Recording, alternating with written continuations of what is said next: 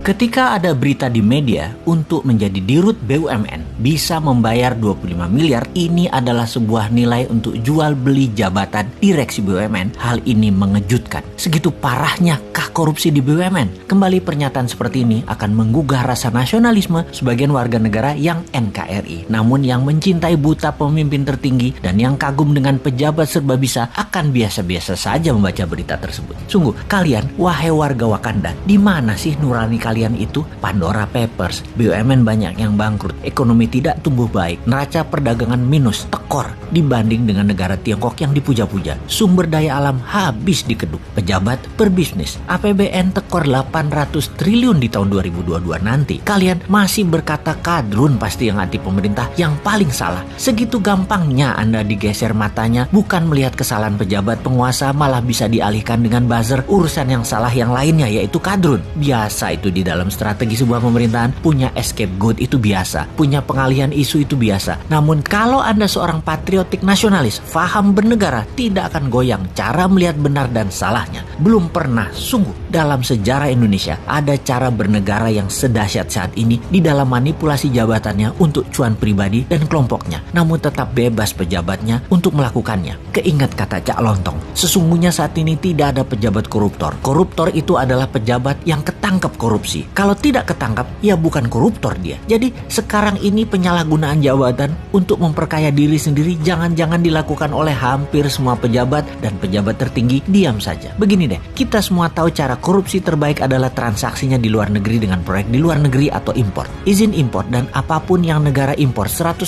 pasti ada komisi di negeri lainnya. Oleh karena itu, kita pertanyakan kalau ada yang tahu dan peduli tentang proyek IBC, Indonesia Battery Company, yang akan membeli perusahaan mobil listrik yang tak jelas juntrungannya. Secara pribadi, si Sontoloyo ini menilai akuisisi perusahaan listrik asal Jerman yang akan dilakukan oleh IBC, Indonesia Battery Corporation, tidak layak dan tegas harus ditolak rencana akuisisi ini.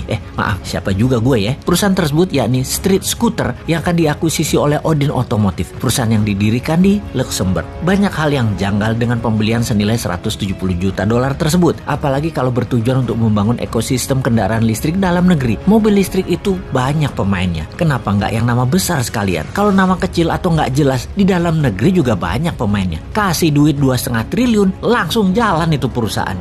Lupa, nggak bisa dimainin harga dan komisinya ya kalau lokal. Oh iya, maaf, lanjut ke luar negeri. Sekali lagi kita bertanya, kenapa mesti beli mobil listrik di Jerman? Apa karena bisa digoreng sahamnya di masa depan? Buat cuan dari papers trading gitu ya rencananya? Sungguh, di dalam pengambilan keputusan, pejabat tidak boleh mengambil keputusan berdasarkan future valuasi. Ini negara, bukan bisnis. Negara jangan berbisnis. Yang untung bukan rakyat, tapi pejabatnya. Kalau pemerintah berbisnis, memang pebisnis berbasis bursa saham yang sering mainan valuasi perusahaan memang sering melakukan bisnis berdasarkan valuasi masa depan atau future valuation. Tetapi mudah-mudahan Pak Menteri yang tindakannya katanya sudah disetujui pejabat tertinggi tersebut, mudah-mudahan pejabat tertingginya paham cara mereka main yang terlihat menguntungkan sesungguhnya hanya di kertas dan jualan kertasnya yang untung. Di dunia nyata atau sektor realnya mah nggak bakal ada apa-apa, apalagi kemanfaatannya buat menyerap tenaga kerja. Jauh panggang dari api. Tapi saya yakinlah semua buat NKRI kok. Bener kan? Kalian kan mau jabat lagi di 2024, harus cantik di etalase medianya walau terlihat wagu videonya di pompa bensin kemarin.